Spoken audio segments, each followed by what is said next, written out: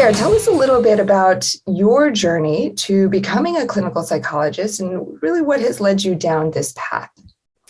Well, we're all in the Bay Area, and so you might know a school called Lowell High School, and it was, I always say was because there's a lot of stuff going on, but it was majority Asian American.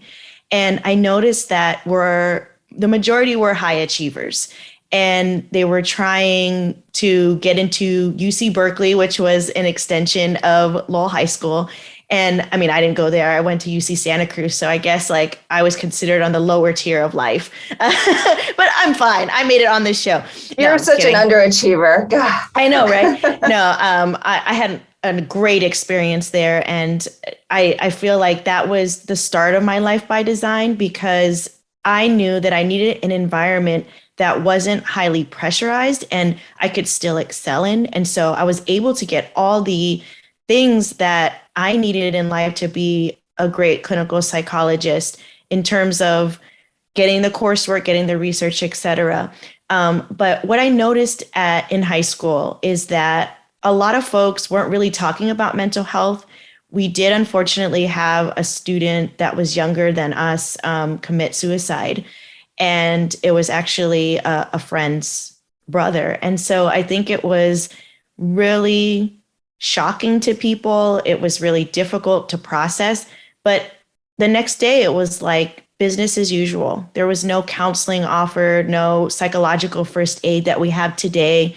And so I was like, wow, we really need Asian American therapists, psychologists to get in the field, help out, because there is an unspoken trust to see your face reflected in a field where you are truly a minority. Too. I was actually surprised in my daughter's school. In kindergarten, they have somebody who comes by and talks about mental health and what it means to have emotions and what do we do with emotions. And I'm certainly more in tune with that now as an adult, and then, relay that to my children. But what is your perspective on that in terms of like, are we still a long ways away, or are we getting better? What are your thoughts?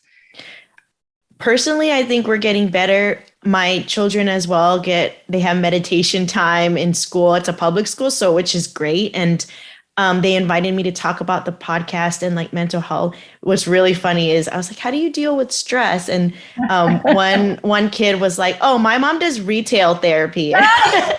This was when we had Zoom school, right? So she was in the background, we're friends. And so we were laughing. But I think kids really pick up on that, and just to really have an open conversation about how they're feeling and what is going on, because it's a very bizarre time to go to school, worry about COVID, get tested every week if they are in person. And there's a lot going on. It's what they know. And at the same time, there is still an anxiety. The good news is we're intervening early and having prevention. Mm-hmm. So people have the tools and people can spot and be welcoming to their friends and know more about bullying, because that's a huge one, right?